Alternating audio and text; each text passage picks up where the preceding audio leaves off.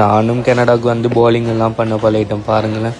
இந்த கேமோட பேர் என்னன்னு பார்த்தீங்கன்னு சொன்னால் 10 பின் bowling இது சொல்கிறேன்.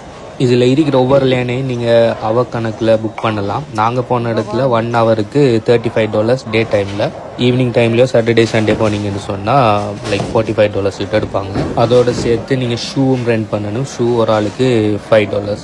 நான் என் ஃப்ரெண்ட் பிரதீப்போட போயிருந்தேன். அதில் பார்த்தீங்கன்னு சொன்னால் முதலாவது புக் பண்ணின உடனே உங்களுக்கு ஃபஸ்ட்டுக்கு போய் உங்களோட நேம் இன்சர்ட் பண்ண சொல்லும், என் ஃப்ரெண்டோட பேரையும் அடுத்தது எந்த பேரையும் பிளேயர்ஸில் இன்சர்ட் பண்ணலாம். நான் நினைக்கிறேன் 10 பேர்கிட்ட விளையாடலாம்னு சொல்லி ஒரு ஆளுக்கு 2 சான்ஸில் அதை விழுத்தாட்டணும். 10 கேம்ஸ் தருவாங்க. நீங்கள் 1 ஷாட்லேயே அந்த 10ஐயும் விழ வச்சிங்கன்னு சொன்னால் இதோட பேர் ஸ்ட்ரைக்னு சொல்லுவாங்க. அப்படி இல்லை 2 தரமும் அடித்து நீங்கள் மொத்த 10ஐயும் விழ வைப்பீங்கன்னு சொல்லலாம், அதோட பேரை ஸ்பேர்ன்னு சொல்லுவாங்க. நான் சில நேரம் ஸ்ட்ரைக்கும் எடுத்தேன், அடுத்தது ஸ்பேரும் எடுத்தேன்.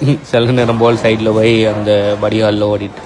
ஸோ ஒரு 1 ஹவருக்கு நல்ல ஃபன்னான ஆக்டிவிட்டி தான் இது. ஸோ நீங்கள் உங்களோட ஃப்ரெண்ட்ஸு கூட போய் நிறைய பேர் போனீங்கன்னு சொன்னால் காஸ்ட் எஃபெக்டிவாக முடியும். அப்படி இல்லைன்னு சொன்னால் நீங்கள் ஒரு 2 பேர் 3 போனீங்கன்னு சொன்னால் கொஞ்சம் இது அதிகம். ஆனால் பரவாயில்ல, 1 ஹவருக்கு $45ங்கிறது பரவாயில்ல. ஸோ இது ஃபஸ்ட் கேமில் பார்த்தீங்கன்னு சொன்னால் நான் தான் லீடிங்கில் இருந்தேன். அதுக்கப்புறமா ஸ்ரீம் லீடிங்குக்கு வந்தார். ஸோ இதில் பார்த்தீங்கன்னு சொன்னால் நம்ம போடுற பால்ஸ் எல்லாம் இந்த இதில் தான் வந்து திரும்ப ரிட்டர்ன் வரும். ஓகே, ஸோ ஃபஸ்ட் கேமில் எண்டில் பார்த்தீங்கன்னு சொன்னால் நான் தான் பாயிண்ட்ஸ் கூட, எண்டு 81, அவர் 65. இது பார்த்தீங்கன்னு சொன்னால் 2வது கேம், அதுலேயும் நான் எண்டு தான் பாயிண்ட்ஸ் கூட, 86, அவர் 81. அடுத்த 3வதுல அவர்ற கூட. ஸோ எங்களால் 1 ஹவருக்குள்ளே கிட்டத்தட்ட 3 கேமை கம்ப்ளீட் பண்ணக்கூடியதாக இருந்துச்சு. நீங்கள் இதை மாதிரி எக்ஸ்பீரியன்ஸ் எடுத்துட்டீங்களா இல்லையான்னு சொல்லி கீழே கமெண்ட் பண்ணுங்கள். பை.